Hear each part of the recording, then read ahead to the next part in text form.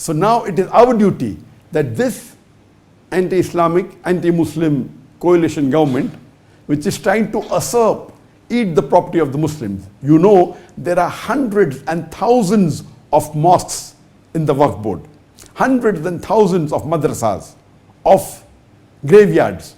The total bank is 9.4 lakh acres, 41 billion square feet, more than 3,400 square kilometers of land.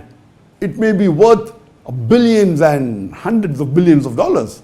It is a big asset. And they're trying to eat this property, trying to put non-Muslim on the board.